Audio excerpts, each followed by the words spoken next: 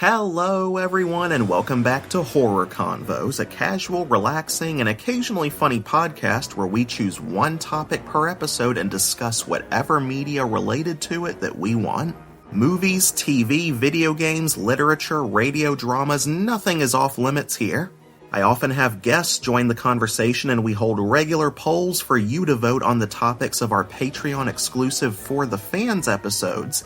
I'm your host, Keith Harris, and if advertisements have you burning, yearning for someone to tell you that life ain't passing you by, I'm trying to tell you it will if you don't even try. You could fly if you'd only If you'd only go to Patreon where you can listen to the full podcast ad-free along with other exclusive content. God, I love that song. Horror Convos is available to listen to on YouTube, Google Podcasts, and Apple Podcasts, so be sure to like, subscribe, and hit that notification bell so you never miss when our newest content is uploaded. Today's episode will center around the topic of anthology horror, and I'm excited to finally have this particular guest on with me. We've been trying to get together to record for a while now. We did end up going a little more all over the map than what you're probably used to in this episode. That's partly my fault, mainly because we were planning to talk about something else initially, but then due to circumstances I won't get into, we had a last-minute script change. So this episode wasn't quite as organized on my part as I would have liked, but we still had fun. This is the wife of one of my closest friends and a passionate horror fan in her own right. Please welcome to the podcast, Melissa! Hi, I'm Melissa. I am friends with my dear friend Keith here for probably about 2-3 years now. Yeah. I mean, I've known your husband since I was, 12? Oh, 13? I don't know. Yeah, I mean, I've been well, coming. To be fair, hanging out age is a little bit older than 12 and 13. So. Yeah. Melissa and her husband and Tony are two of my closest friends, and Melissa happens to be one of the only other horror fans I know that is in close enough proximity to record with. So today we are going to discuss... What are we discussing? Well, you call it anthology horror. I call it serialized horror. Yeah, see, I've never heard it put that way. I was always told the anthology term. So, remind me again, what does serialized mean? Say we're talking about serialized television, like a series, like a television series. So, what makes serialized horror different from episodic horror, though? It doesn't. Nothing. It's just terminology. Yeah. See, when I hear serialized, I think of a sitcom or something. Then I hear episodic, and I think I don't know. Episodic seems more. I don't know, like the Odyssey or the Iliad. more. It has an ongoing story arc. You mean? Well, no, more like it's a more epic story. But that being said, there are some pretty epic horror stories. So, yeah, okay. I'm a casual when it comes to the terminology of horror. Oh. I know a few basic genres and subgenres, but I mean, horror has just become such a rabbit hole. The older I get, there's just so much. I see to it. Yeah, there's just so much that you can talk about in horror. Yeah. It's like trying to discuss my family tree. It's like you start off simple, then it just keeps branching and branching. Well, yeah, and then you could get caught up in talking about your uncle's third son, for 2 weeks. It's second uncle's best friend's cousin twice removed. Exactly. I pretty much gave up trying to keep up after between my mom, my dad's side of the family, then my stepdad. It just became a mess. But so what attracts you to anthology horror or serialized horror compared to standard movies or series? So I would say because you find so few actually good movies. So much of it is campy or tropish or but with a series, and yes, some of the series are definitely campy and tropish, but they have to try a little bit harder to maintain your attention. A movie, they've got you sitting in the theaters or in front of your TV for a couple of hours and then it's done. That's I can agree with that. And anthology episodes, I think that they have less time to get their point across, convey everything they want to convey. So they have to. That's one thing I like about them. They say necessity is the mother of invention. You could say the same thing that healthy restriction and helps foster creativity, because if you have too much creative freedom, then you're just going all over the place. Exactly. You really want some evidence that Lucas might have been smoking something right. in the 70s. He's like, read the early scripts for what he imagined Star Wars to be before it got cut. Like, so many people don't appreciate how much his wife contributed to editing it down to what A New Hope became. Like, the early script sounds like almost a totally different story.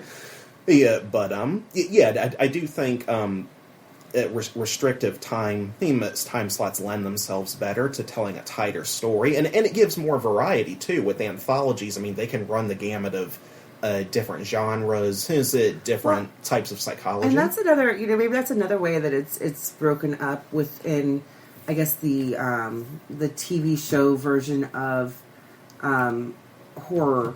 Is because you do have some that are like Tales from the Crypt, where they're like it's like a standalone episode. Mm-hmm. Is this one, it's this one story, or then something like American Horror Story, where it's it's a season of this one story. Like, this whole story is one season. That's a good point. I mean, there are different types of anthologies. You've got the ones that go for like each story is standalone per episode. Mm-hmm. Then you got, like you said, each season is its own story. Or sometimes I wonder, like, which one works best. Like, do I want to just every single episode to be its own thing, or is one season a good enough length of time to tell an ongoing story for a little bit, because it gives you a few hours to work with compared to a 2-hour movie. So it technically gives you more time, but it also gives you more room to, like, say if you're adapting a Stephen King novel. I personally think that all of Stephen King's most iconic works would inherently be better adapted as a series rather than a movie, because with movies there's always so much they have to cut out. Yeah, and that's true. But then on the same token, you also have shows like Buffy and Angel, where like you had each season was spoiler alert, it wasn't a standalone horror story, but it was sort of okay, well, this is the plot for this season, but we're going to come back to this next season with the same characters and different drama. It's not like American Horror Story where they use the same actors playing different characters. This is like, in case you can't tell listening, I did not. I know I'm probably going to hear a lot of like gasping over the airwaves. I did not watch Buffy the Vampire Slayer growing up. You're going to hear it here. You didn't watch Buffy. Now, let me finish. I did not watch Buffy the Vampire Slayer the series growing up. I grew up on the movie. So like, whoever it was that played her in the movie, that's what I think of when I picture the character more than Sarah Michelle Gellar. I did like Sarah. I was aware of her because of that series. But the first thing I saw her in that made me fall in love with her was her playing Daphne in the first Scooby-Doo movie. Oh my god.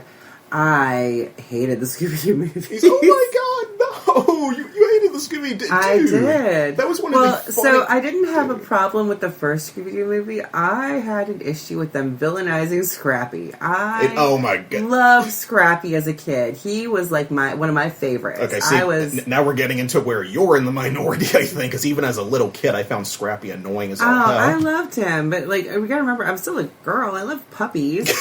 Well, I like dogs too. Okay, but see, that's the difference. Is you like dogs, I like puppies. Well, it's a spectrum with puppies. I don't want one that's so young that I have to potty train it, but I don't mind one that's young enough that it's still like a fur baby. So I have a controversial thought here. I want puppies in the way that I want to babysit kids. I want them long enough to play with them, spoil them, and then I want to send them home. Yeah, but you just described the perfect experience of being a parent for me. Or even better, just being the uncle who watches my sister's kids. Exactly. But then they get to go with them at home with them and deal with all their shit. Like, I love my kids, and I'm a teacher, and so I deal with other people's kids all day long, and I am so happy when the day ends and their parents come pick them up. Oh, I didn't know you were a teacher. Yeah. And what grade do you teach? I'm a daycare teacher. And good luck with that. And now you know why I'm happy at the end of the day. God, it just you want an example of a grade level of teachers. Teachers in general don't get paid anywhere near what they should, in my opinion. But the lower grades, specifically the lowest grades, and then the high schooler grades, the ones in the middle, I think, get off a little better. But the extremes of the spectrum, I would give them all medals if I could. Hot take: the best grade to teach has got to be kindergarten, because kindergartners are just awesome. They were just the cutest, funniest, sometimes the most whiniest. But I thought, because I'm going back to school for my elementary education. But I thought I was going to want third, fourth grade. No way. Those kids are jerks. Loathe entirely. I could not do it now. Maybe when when I was a kid, in the prehistoric era. But, now you say when I was a kid in the 80s, that's wow, really? See, now you're calling my dad prehistoric. My dad was born in 59. He was born the year that Barbie started. I told him that before. He was surprised at that. But, he lived through the tail end of the civil rights movement. So, he's the last generation that I personally know who lived through it. We talked about that before. Just, it's always so surreal. Just, it sounds like a totally different world. Mm-hmm. But, that was one of the funniest references. Speaking of Scooby-Doo, did you ever see Mystery Incorporated? It was. I didn't. It got canceled, but it went far enough that the last episode could be considered a functional finale. That's the best version of Scooby-Doo I've seen in terms of trying to tell an ongoing, episodic arc. Because that was the first example I saw of a Scooby show that did that, compared to where it was usually just always a mystery of the week kind of thing. Right, and now, even if you go on the newer Scooby-Doo that's on YouTube, they also, it's now very much a ongoing story. YouTube? Maybe it was YouTube, maybe it was Netflix. You're not talking about Velma, are you? No. It was actually a Scooby-Doo series. One of my kids was watching. Okay. The newest one I know of is Velma on HBO, and I couldn't even get through one episode. But we're laughing about Scooby-Doo, but funny enough, that's another serial horror. To a point, yes. I mean, it's the same characters, but they're going through different stories every week, different settings. Maybe that's using the criteria for anthology horror a bit too loosely, but like we said, it's a spectrum, both in terms of the runtime and I guess how you could structure it. Well, I guess it really comes down to what counts in the horror genre. True. Because if we're counting Buffy and Angel, which, let's be perfectly honest, they were not scary. But they had a lot of common things like death, vampires, monsters, demons, ghosts. Yeah, the movie definitely creeped me out in terms of how they did the makeup for the vampires. So it's Pee Wee Herman scared you. I was always rest in peace. I was always a little bit weirded out by Pee Wee Herman, even as a kid. Just something about his facial expressions, his body language. I think he should have done more horror. So many comedians. It's funny. I personally think if Jim Carrey had done more horror in his prime, he would have been very successful. Because so often you have these horror actors and horror directors who turn out to be the funniest people you ever met in real life, or just the nicest people. Takako Fuji, the woman who played Kayako Seiki in the Ju-on films, The Grudge, The Curse, and so on. And she is absolutely nothing like her character outside of makeup. She's kind of, I don't want to say small, but a little short. Here to you, she's one of the sweetest people you'd ever meet. You watch her in an interview, she's almost bubbly. The woman who plays Angela or whatever her name is in The Office. In The Office, she's this stoic, blonde robot who is so intimidating. Then you look at her in New Girl, where she plays a character closer to how she is in real life, and she's just so bubbly. And I'm watching Takako in interviews, and I'm just this is seriously the woman who gave me nightmares as a kid when I watched her crawl down those steps doing that death rattle. It's that contortionist. Oh my god. So I am old enough to have seen The Ring in theaters. Nice. First week it came out. And I was counting the days, man. The American version, that was a scary one. But we are digressing. It's okay. This is what editing is for. I'm trying to think. So what was the first example of anthology horror that really influenced you growing up? I don't know if you're going to know it. Friday the 13th, the series. I actually don't remember if I ever watched the series or not. I was aware of it when it was on. What channel was it on? Was it on the Sci-Fi channel? God, no, there was no Sci-Fi channel when that movie or when that show came out. Oh yeah, I am talking about this is early '80s or maybe mid '80s. That's right. What network am I thinking of? God, I know this. Shit. Brief synopsis, it's about a curio shop that collects supernatural artifacts.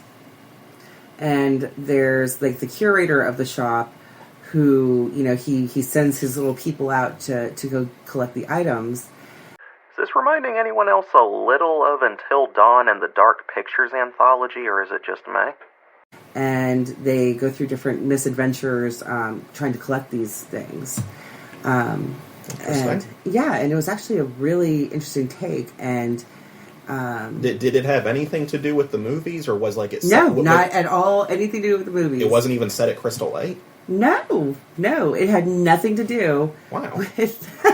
Why the heck did they call it Friday the 13th? The series then was it just for brand recognition? Maybe, but we're talking about the Friday, you can remember back in the 80s, Friday the 13th was a big horror movie, but the horror genre as a whole wasn't.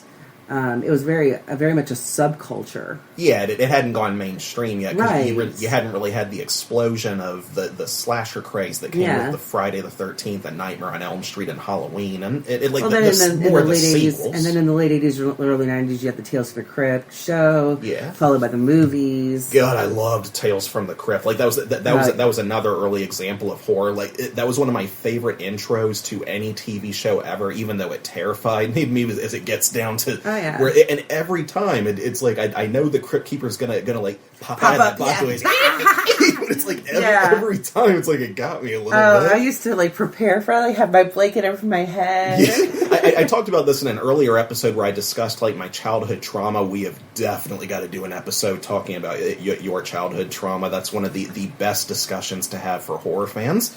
And when I was a kid, when it stopped scaring me, I wanted to visit the set of that house and go down those stairs, just look around so badly. So we will definitely have to revisit that, because I know what mine is. So Tales from the Crypt was one of the ones where it was very episodic. And then even Creepshow. Creepshow actually did movies originally, but now they actually have a series. Yes, I love Creepshow. Loved Creepshow. First movie was awesome. Second one, not as much, though I did like the segment with the lake monster, that blob. Oh, God, I loved that episode. That thing scared me for years. Yeah. I would think about it sometimes just laying in bed at night. That one part where, he's, trying to molest her, and, she's you remember the girl on the raft with the lake monster blob? I haven't And seen the guy it. starts trying to molest the girl, and her, he lays her down on the raft, and her face is on the side, and then the blob half digested her face. Yeah, okay, I haven't seen Creepshow 2 in so long. I only watched it once. I've seen the first one so many times. The first one I own on DVD, but the second one just wasn't as strong of an entry for me. Never bothered with the third one. People have universally told me that it's horrible. A little bit, but I do like the series, especially the first episode, The House of the Dead, with that little girl who's following this murder mystery playing out in her dollhouse.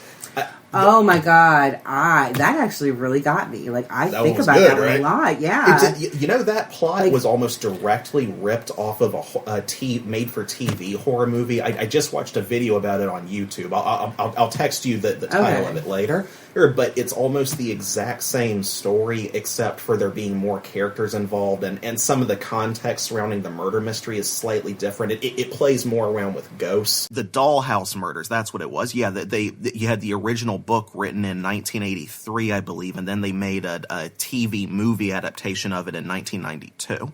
Well, so the thing is, though, I wanted to know, the entire time I'm watching that like the end of the episode, I'm like looking at that that dollhouse that she's selling now, and I'm wondering, how'd she get the head back in the house?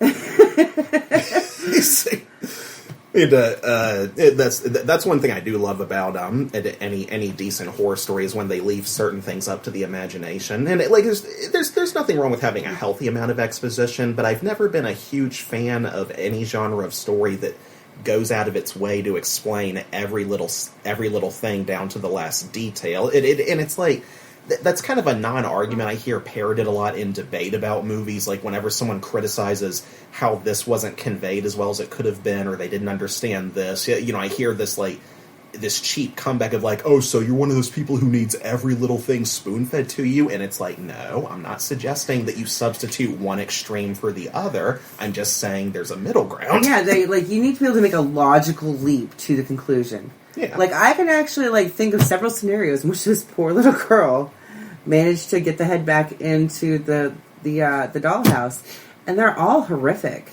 Yeah. Yeah, there's just no good way that happens for her. I'm trying to think. The oldest example of anthology horror that I'm aware of is 1975's Trilogy of Terror, which I only know because of the little cursed tiki doll segment. I think. Right, and I told you I hadn't actually heard of that one. Yeah. That was the first example I'd seen of dolls coming to life. Or the first one the oldest one I knew of. My first exposure to it was either Chucky or something else. I've talked about this in my childhood trauma episode too. But I mean, Chucky's definitely the most popular example. I feel like there was a Dolly Dearest movie somewhere. Dolly Dearest? Dolly Dearest. I know of Mommy Dearest. I don't know of Dolly Dearest. No wire hangers ever! Campy, crappy horror movie. Hey, do you have the slightest idea how little that narrows it down? Well, what do you think about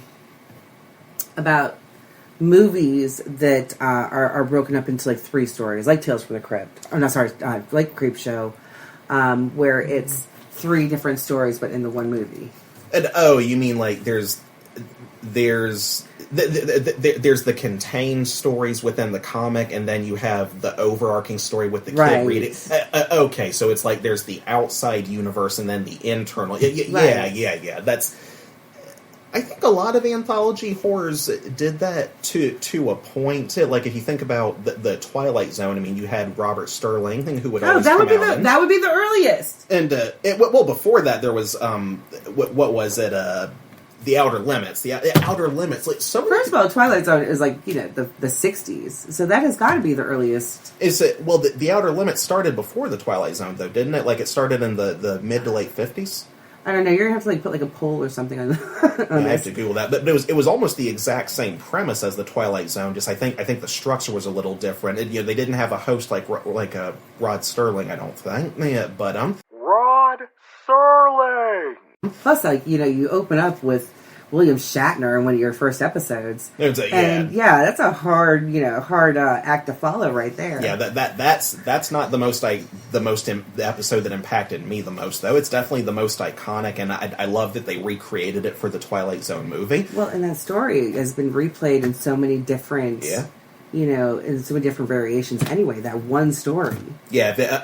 Also, for those of you listening, if you haven't managed to watch cursed horror movies, the documentary yet, please check that out. They do a segment on the tragedy that happened during the filming of the Twilight Zone movie during the Vietnam story sequence with the helicopter crash.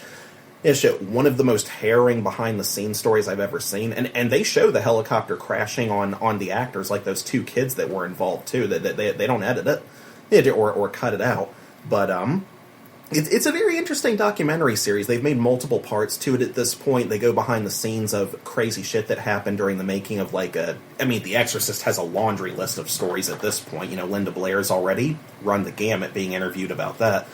Yeah, but she was so smart to stay out of the upcoming new Exorcist movie, the Exorcist Believer, whatever the heck it's called. I feel so bad for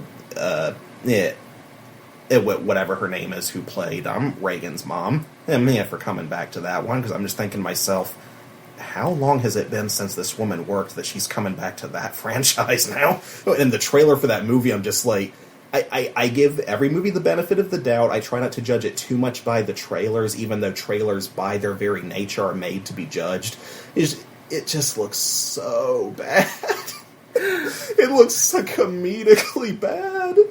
Ellen Hepburn, whatever. Wait, Audrey Hepburn's name? Helen Burstyn. Oh. Helen Burstyn. I think that Helen Burstyn, that's what I'm thinking of. I don't know why I always get her name confused with Audrey Hepburn. That's a weird one to mix up. Like, you're talking about, like, My Fair Lady to... I never saw My Fair Ladies. Oh my god! I'm good with faces, terrible with names. Just Tony knows this about me. Yeah, Breakfast at Tiffany's. I may have seen pieces of Breakfast at Tiffany's. Never seen it all the way through. There's like a list of things I know I need to watch that I haven't watched yet. You know, Tony's in the same boat with movies I recommend to him. Go watch it. So, what do you think your favorite recent horror anthology is? Probably Cabinet of Curiosities, because Guillermo del Toro is a pretty good host. He does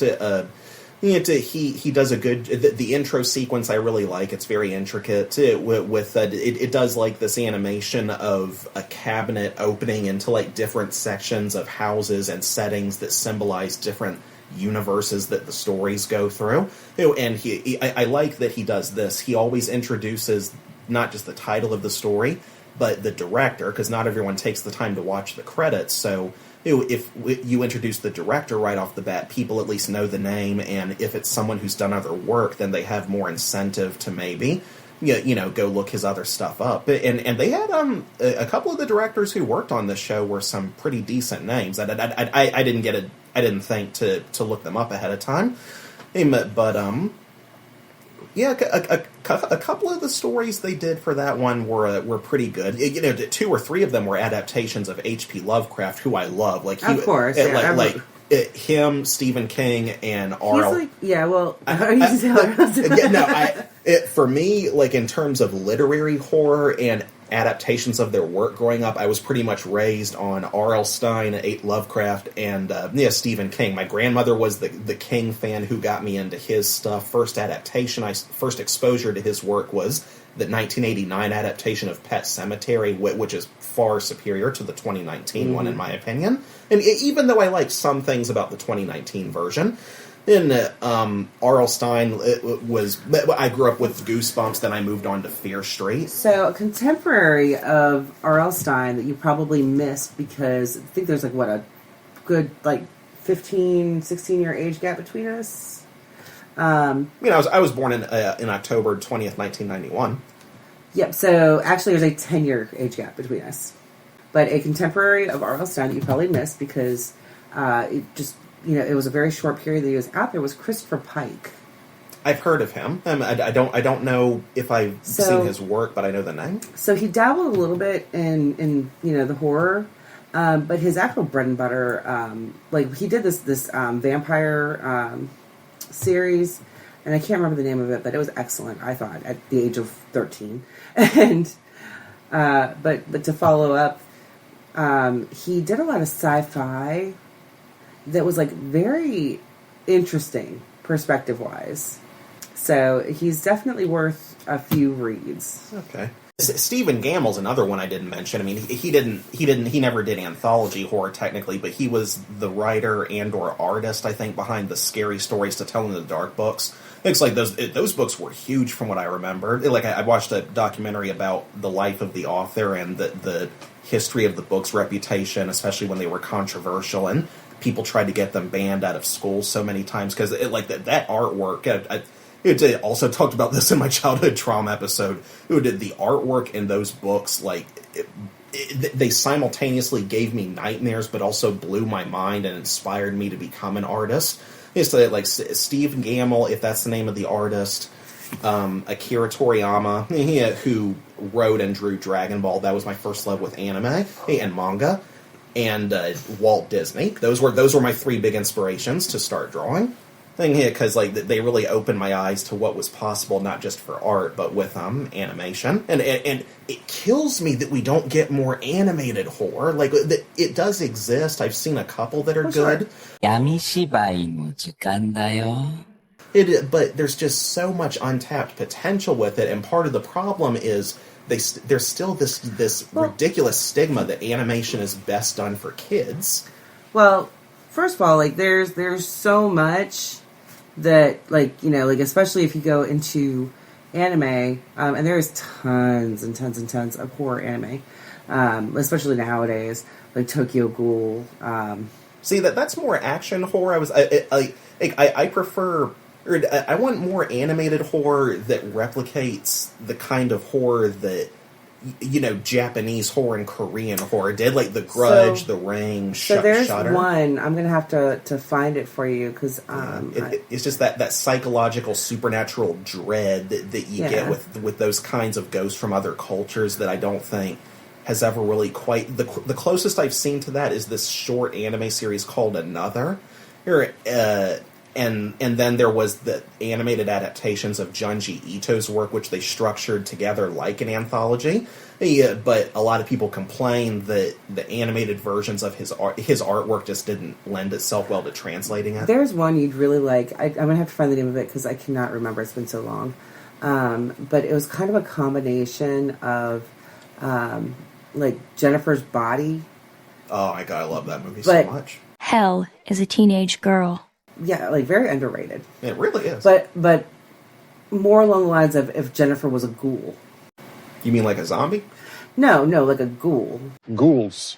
That could mean so many different things. Like kind of like not really dead, not really alive. Like a revenant? Maybe.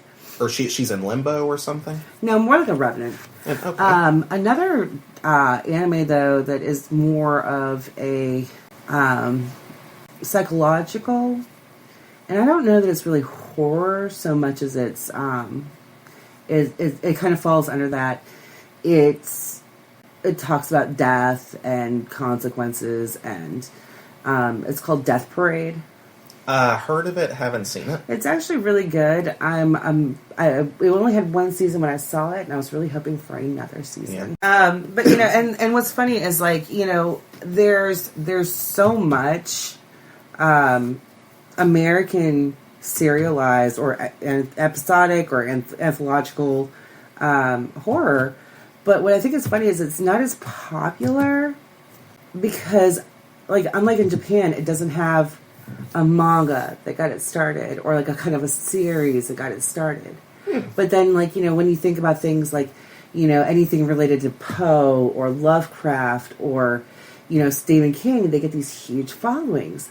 Edgar Allan Poe was influential on me too. You know, like, Telltale Heart is probably still my favorite thing that he did. But, you know, and so, you know, it makes you wonder if, like, you know, like, if as a culture, you know, similarly in Japan, we need something, you know, already there, you know, some kind of media form already there to be able to watch, you know, these episodic things. Well, that's where I think American Horror Story really succeeded, is it tried to pull more from horror that was based not only in American culture, but it at least for some of the seasons, they focused more on genres and folklore that appealed specifically to Americans. And because, like, the first season and the Murder House, you know, just the design. Arguably the best season. I mean, yeah, there's different things I like about different seasons, some more than others. I mean, Asylum was my personal favorite, just because, like, that one did the most for me with exploring psychological horror from a standpoint of mental illness, and I've always been a sucker for quality, like,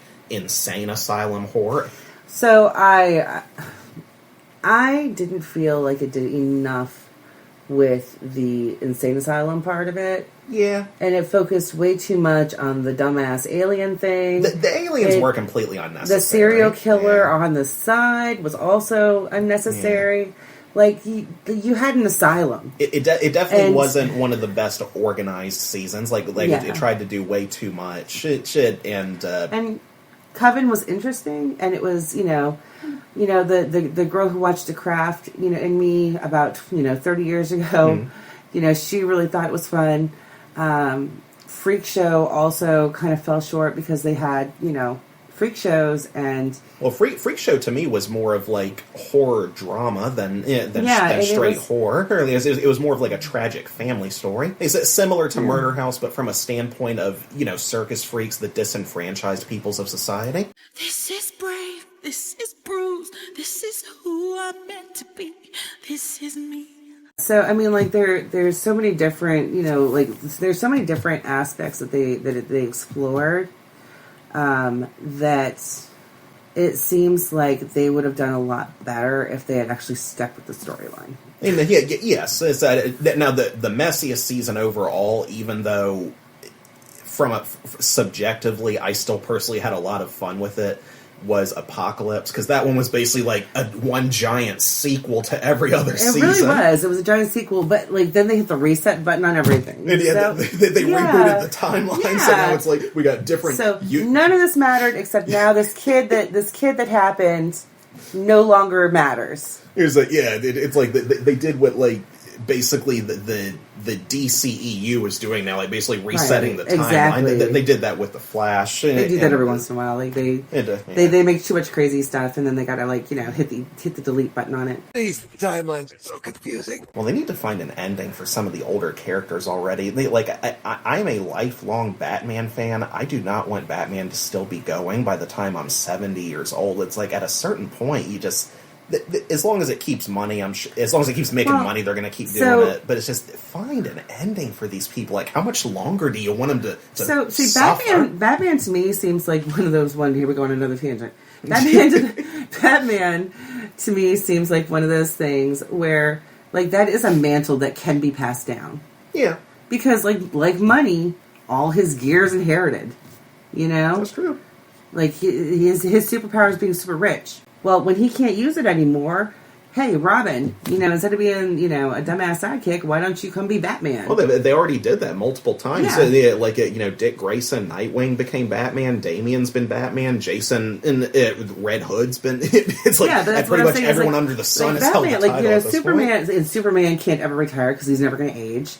So, well, it depends on the continuity. Some versions he ages. He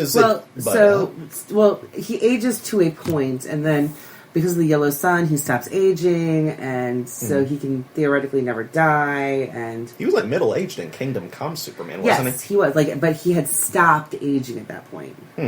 But the Flash, they could probably argue that he can run around time, blah blah blah blah blah, something crazy. Yeah. Well, he pretty much popularized that, I think, in the comics before Christopher Reeves did with the first Superman movie, flying around so fast that the world turned backwards. I don't know. Series, oh my god, the series alters time so much that I don't even remember which things actually happened anymore. I didn't. I tried to get into the CW series. Like, I liked Gustin Grant. Grant Gustin. Fuck, I keep doing that.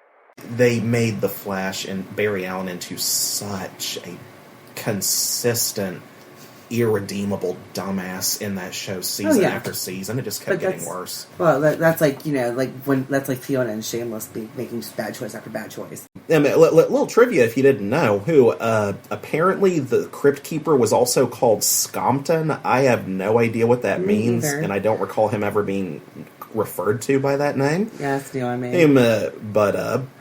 It's always interesting to me learning about like puppetry involved in iconic horror. So the Keeper needed like 6 puppeteers to work him, and he was designed by Kevin Yager, if I'm pronouncing that right. Flawless pronunciation. Who also designed the Chucky doll, and actually, this is just going by what the trivia's told me. Apparently, he took the same eyes, the ice blue eyes that were used in the Chucky doll, and put it into the Crypt Keeper. So there's a bit of a legacy there. I never knew much about the behind-the-scenes stuff with the show. Apparently, John Kasser, or Kassir, however you say it, did the voice of the Keeper, and he reprised the role briefly for a cameo that the Keeper had in 1995's Casper. That was part of my childhood. I loved that movie so much. I loved Casper. We're going to have to go back and look and see, because Casper is pretty old too, and that was a series. I'm talking about the 1995 movie where, like, Sure, Bill sure. Pullman played the dad, Christina remember, Ricci was his daughter. Casper the Ghost was a children's cartoon series. Yeah, I watched the cartoon. I watched all the cartoon and CGI movies they did. So yeah, we're gonna have to go back. Like, it's gonna be interesting. Like, I think that we'll have to go back and look up and see what exactly is the original horror anthology. We can definitely revisit that. It put a little more history behind it in part 2. Yeah, like for those listening, like I didn't do as much research as usual for this episode. Who did, just because I kind of wanted us to, go more anecdotal and like trade our personal histories with anthology horror, just because there's so much of it at this point. There really is. Like we're gonna have to like break it down by genres. Yeah, that's what I do with multiple topics. I just.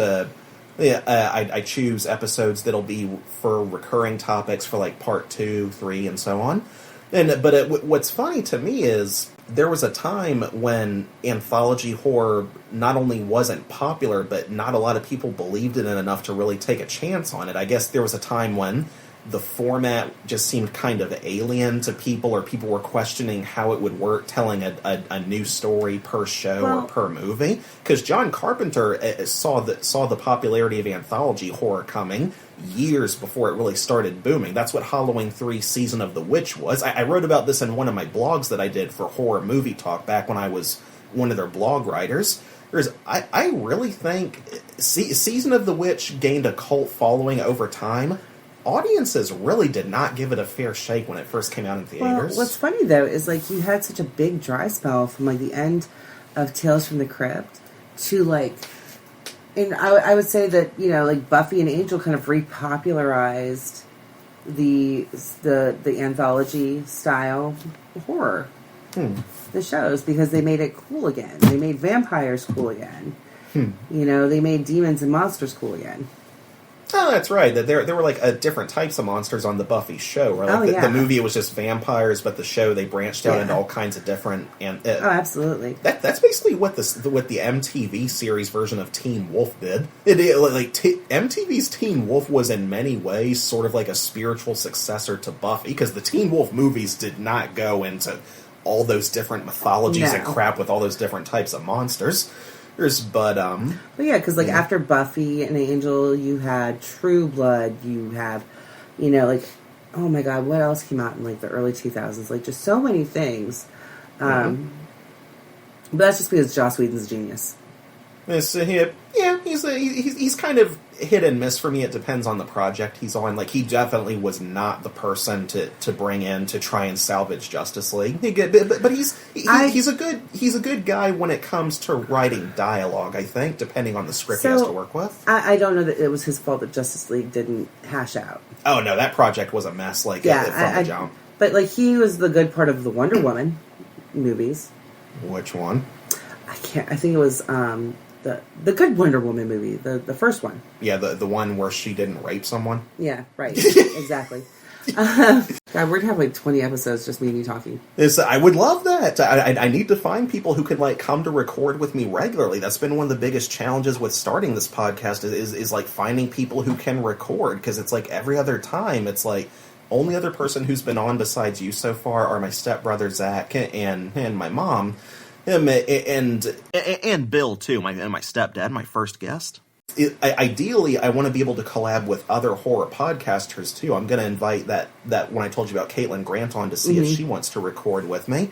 But when you got between your job and your family, it's the toughest to schedule stuff for people with families. So because I never want to inconvenience them. I'm going to hit you off with an actual. We can do it regularly.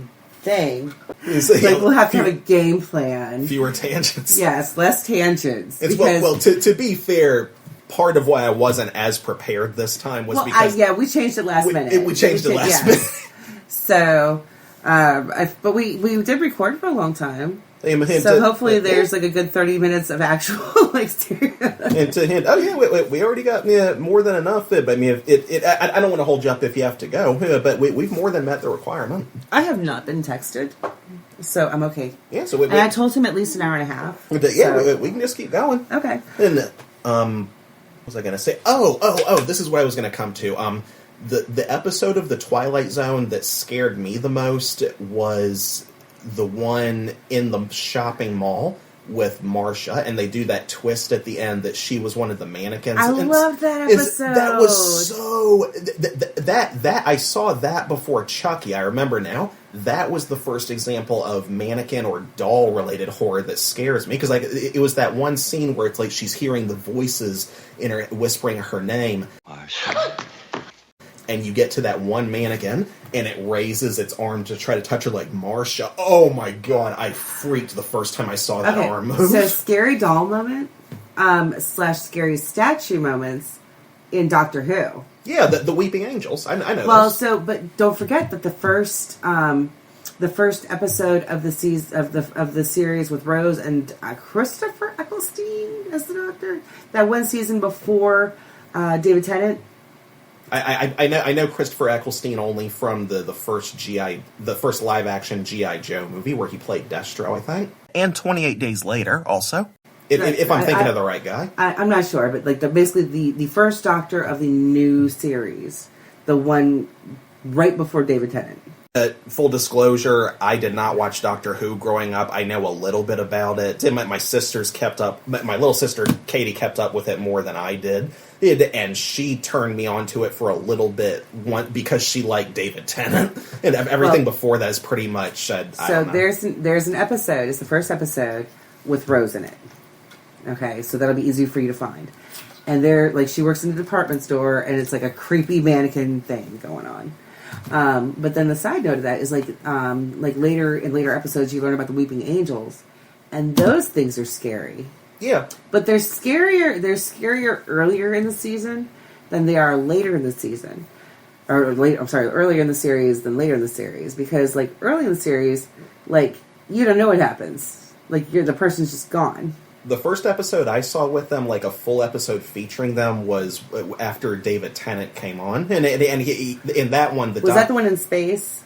It's one where it revolves more around these other characters than it does the main cast. Like, the Doctor only appears in it a couple times, and he does a couple of these meta appearances where it's like the main character of the episode catches him towards the end after I think he's come back from another adventure he was going on. And they do... And the episode ends with, like, you think that they escaped the angel statues and they're safe now, and then they do this twist where it turns out, like, any one of these statues that you see all around the city, like the stone gargoyles, any one of them could be one of them. Yeah. And they pan back to what David Tennant's Doctor was saying earlier, like, don't blink, don't take your eyes off of them. He was, like, playing with a fourth wall break on a TV screen, like an instructional video on how not to get killed by them. And the twist at the end that really expands on, like, wow, they're everywhere. That was the part that scared me the most. Exactly. Yeah. But that's just, like, so again, intent versus... Yeah. Impact. That impacted me, I'll tell you that. Absolutely. It definitely made me double take on statues. If I had seen that as a kid... It would have made me so paranoid around statues. But it's funny because, like, we talk all the time about horror movies. Like, this horror movie was so scary, it did so many things, it was so creepy, it was so innovative. Mm. But, like, a lot of these shows are so, like, they're so impactful. Yeah. Like, Buffy and Angel, like, reignited the horror series. You're going to have to explain to me what Angel is, because you keep bringing that up. Okay, I never saw it. Angel was Buffy's boyfriend in the show. Did he get, like, a spinoff called Angel? Yes. Okay, that explains why I haven't seen it. Oh, that's why they call it that. Yeah, so there's the series Buffy, and then the series Angel. And so Angel starts on the 4th year of Buffy, because that's when she graduates high school. And he goes off and does his own thing. But, those reignited, and then, like these stories from, like, Tales from the Crypt and Creepshow, like, and of course Twilight Zone are still impactful. They're like little mini inspirations for different things. Like we were talking about before, the episode with William Shatner on the airplane. Yeah. Like, how many times has that been replayed in different ways? Just, like that whole, like, I see this thing, it's out there, it's going to kill us. And everyone thinks that that person's crazy. Mm. You know, like that whole feeling of helplessness. Like, I know what's happening. Why don't you believe me? It is definitely the earliest example I know of horror set on an airplane, and it's such a simple concept. Too. I mean, like again, you know, restriction and fostering creativity. You only have so much time to convey that story. Yeah. You only have that small set or whatever it was that they had for the plane.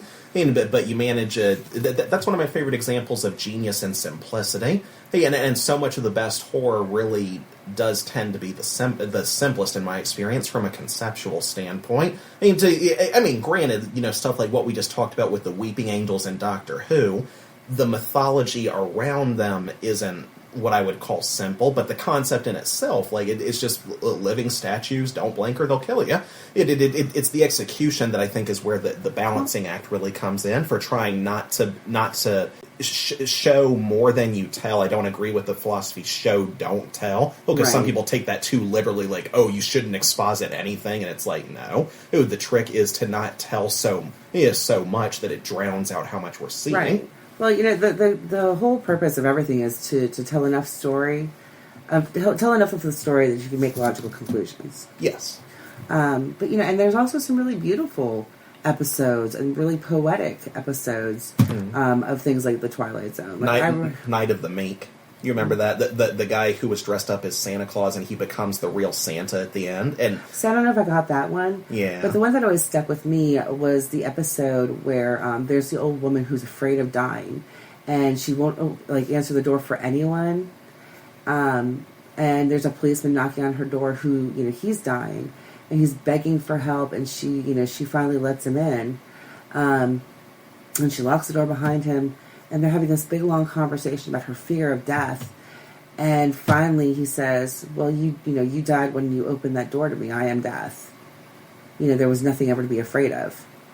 I feel like... I mean, I binged the whole series when it was on Netflix.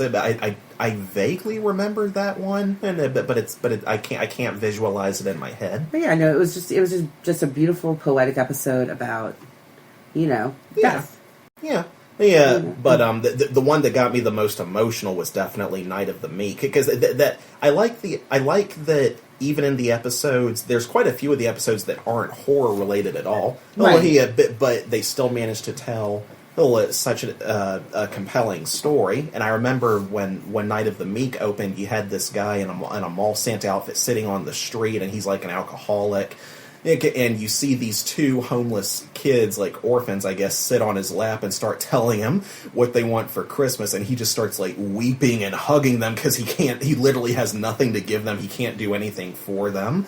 There's a part where his boss, you know, tears into him for being so crappy at his job. You know, he's so sloppy with his drinking.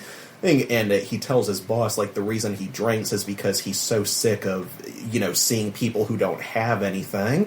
And, you know, he's dressed up as Santa. He feels like a mockery of what Santa should be, and he just wishes that one night a year, I think the way he says it, he wishes that just once the meek could inherit the earth. Like, that's what Christmas should be, a day where just the poorest, most unfortunate people can have just one day to have some light in their lives. And then at the end of the episode, he gets to become the real Santa and goes off in the sleigh with the elf, like, yeah, I've been looking for you. We got to start getting ready for the North Pole.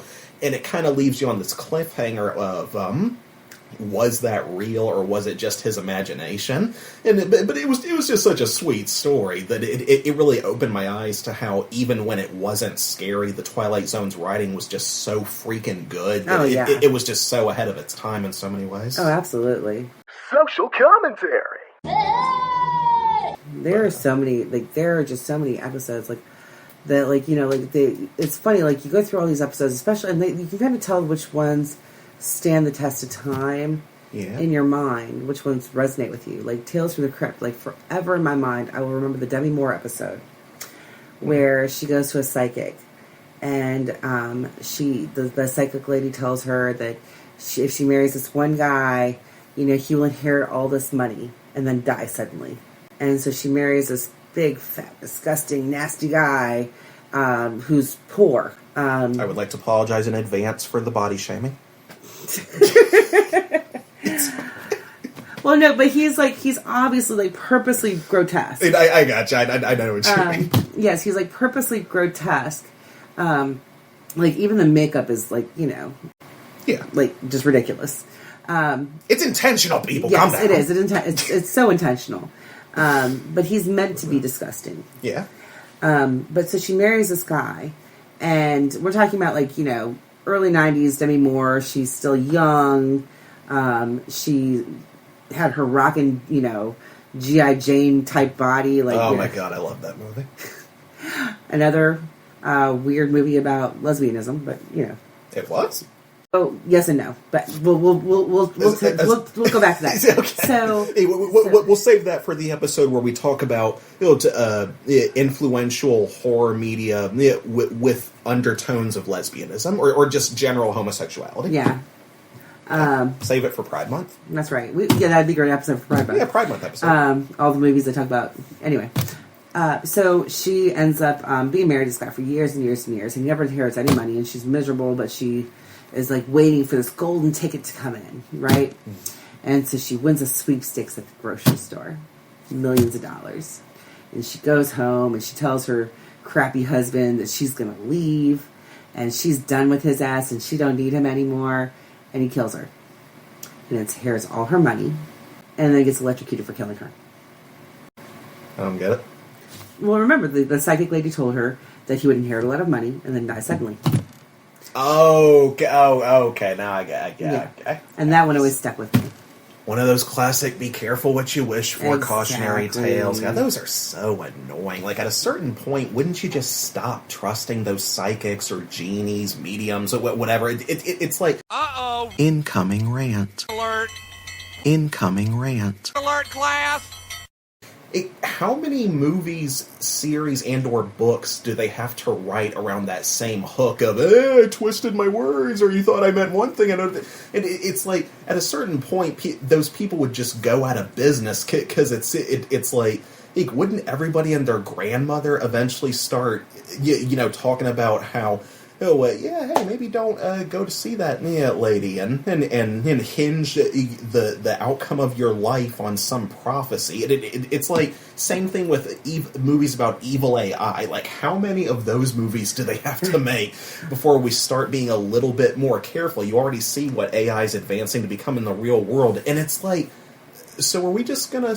No, we're driving that train all the way to Armageddon. And I'm assuming one of two things: either you were smart enough to figure out how we're going to deal with Skynet, or you're so suicidally stupid that you honestly just don't care anymore. You okay, Vegeta? Yes, just an aneurysm out of sheer stupidity. Wow. I didn't think you were that stupid, Vegeta. Like the greed has overpowered you. Yeah, no, everyone always thinks not me. That's just like everybody says, oh, I would never do that in a horror movie. Maybe after I saw it for the 10 millionth time, I wouldn't. Yeah, but well, then you're supposing that the characters of a horror movie have never seen a horror movie, and that's a good point. And that you got to account for horror movies where the characters are familiar with horror tropes. That's what made Scream so successful, and kind of a decent twist on the slasher. And that's also like what Cabin in the Woods kind of pointed out. Is like they've got this one guy, who he's like, yeah, this isn't right. And he's the one. He's the stoner. Oh yeah. What other anthology horrors can we? If you're talking about like picking them apart, like we can go all day long. Like True Blood was actually based on a novel or a series of novels. I didn't watch True Blood. What is wrong with you? I was going through a lot in the 2000s, okay? It was... I know, but it was 5 seasons. Now, granted, the books are way better. That's generally what the consensus is on a lot of adaptations. Yeah. Well, let's just, Sookie Stackhouse in the TV show, it just came off so trashy and so stupid and kept making the same moronic mistakes over and over and over again. And the Sookie Stackhouse in the books was funny and smart, and not just smart but clever, and she didn't keep making the same stupid mistakes. she actually was happy to leave Bill. Oh, you don't even know who that is. I'm right. No, you're fine. It is. I have this never-ending to-do list. It seems of things I should have watched at their peak that I'm trying to catch up on now, and it's just like you have no idea how many things I have bookmarked on my computer to like watch at a later date. Well, if anything, try to catch an episode or two of Friday the 13th, the TV series. Okay, if you can find it. It's very like I looked it up earlier today just because I was thinking about it. After we had talked, and I was like, that's probably the first one I remember, and I could not find where to watch it. Like it said Amazon, and I tried looking it up on Amazon, and you should try looking at Second and Charles sometime in West End. That they have like tons of deals you can get on used TV and movies that are donated. I have never seen it DVD'd. You've never seen it DVD? Oh wow. God, you think someone would have re-released it by now? No, I mean, especially if it was successful. Well, I feel like it had a few seasons, and then I feel like back in like the early 2000s, I like was able to stream it somewhere. So I remember like rewatching a couple episodes, like, oh yeah, And have you played or heard of any horror anthology video games? Because those have become a thing. Oh, like recently. Clock Tower. Dude, I have never met another person who grew up with the Clock Tower series. Like, I didn't play that much of the games, but I knew the characters. I knew Scissorman. First time I saw it was it was at Blockbuster or Hollywood Video, I think. And this was back in when dinosaurs walked the earth and rental stores still existed. Ouch! I actually worked at rental stores. This includes as an adult. This includes me too. This includes me too. As an adult. Yeah, but and hey, you already called your time prehistoric before. I know. Yeah, but God, that is how it feels sometimes, isn't it? And there's still one operational Blockbuster. Last time I checked, For real? Yeah, they made a documentary about it on Netflix. I forget where it is. You can Google Honestly, it. Honestly, funny enough, I feel like they could have like a resurgence of video stores and like do okay. Well, the streaming service killed rental stores for the most part. Sure. But before streaming, it was cable. Well, and before cable, I think is just. I'm trying to think. There was like this brief intermission between when cable really became popular, where I think that VHSs were just starting to get phased out by DVDs. But you would have to be super niche. You'd have to be able to find stuff that wasn't available. And that's like the trick too, though, is like you gotta remember that, like now there's all these streaming services, and none of them share media. And nope.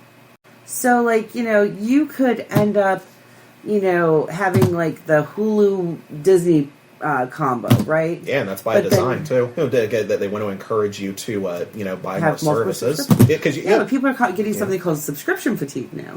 And yep. Because I'm so tired of all these subscriptions. Yeah, it's the same thing. It's expensive. It's the same thing that happened with cable. They made more and more channels with less and less stuff to watch on them that interested people. So, and I think people started questioning, why am I paying for these big expensive cable packages when I only watch like a quarter of the channels? Right. So I think that video stores actually could have a resurgence if you think about it, because let's say that you want to watch Night of the Living Dead, and your particular streaming service doesn't have it. You can watch it for free on YouTube. Just let me finish my comparison. Just let me finish. But, I think that maybe if they said, okay, well, I'm going to have all these movies. You call, you call your local video store and say, hey, do you have this? Instead of me paying for another $12.99 subscription to this other service for a month. Mm-hmm. That might...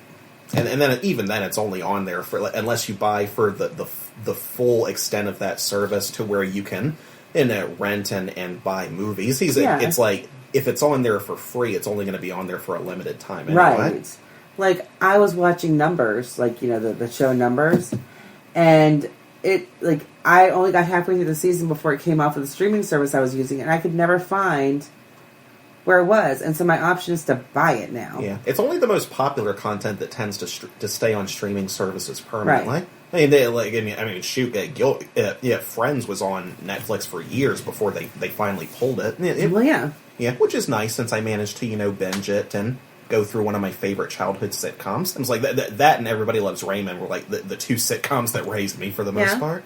And honestly, like, think about how many times your internet has gone out from a storm or something like that. Mm-hmm. And, like, how cool would it be to just pop in a DVD again? Or, run over to the video store. Like, I think that, like, I don't think that, like, if you, like, I don't think a lot of them would survive. But I think if, like, each local town had, like, a video store, they'd probably do okay. They would never, like, be rich.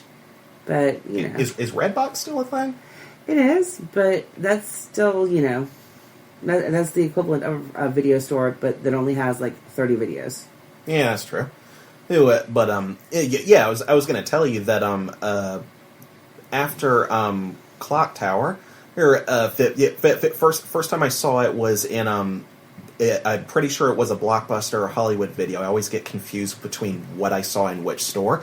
It was Clock Tower 3, 2 or 3, whichever one it was that had Scissorman on the cover, and he's got, like, the scissors pointed right at you. They're all rusted and bloody. I don't remember if that was the cover for it, but I remember Clock Tower 3, the protagonist's name was Alyssa. Yeah. And that was the... He kept chasing her, Alyssa. Except that to my ears, it kept sounding like he was saying, Melissa. Nice. He said... I'm trying to remember. This was Clock Tower 2, I think, because the original Clock Tower never released outside the U.S., I don't think. The first one released in America, America's Clock Tower 1 was Japan's Clock Tower 2, I believe. Then they made Clock Tower Ghost Head, which was a spin-off, I believe. Then they made Clock Tower 3. That was the one where it got weird, because Scissorman wasn't even in that one. They had the Scissor Twins or something. It was like these. No, I'm not sure. I could never get very far in that game. Yeah. But then I also played the Resident Evil series. Nice. And that is all the time we have for this episode of Horror Convos. A big thanks to Melissa for joining me today. Hopefully we'll have her back soon. If you'd like to hear the extra stuff we talked about that I had to trim out for purposes of keeping the episode at least relatively on point, please go to Patreon to listen to the first edition of what will be a recurring source of exclusive content, Horror Convos Outtakes. In the meantime, comment below. What were your favorite anthology horrors growing up? Do you agree with our criteria for what constitutes something as an anthology? What is your preferred format for one? Do you like having a different story every episode and or movie, one story per season in a series? Please don't be shy with your opinions and preferences. Remember, this is more than a podcast. It is a dialogue between horror lovers. Here is your regular reminder that Horror Convos is available to listen to on YouTube, Google Podcasts, Apple Podcasts, and ad-free on Patreon. Be sure to like, subscribe, and hit that notification bell so you never miss when our newest content is uploaded. Until we talk again, good night and be well.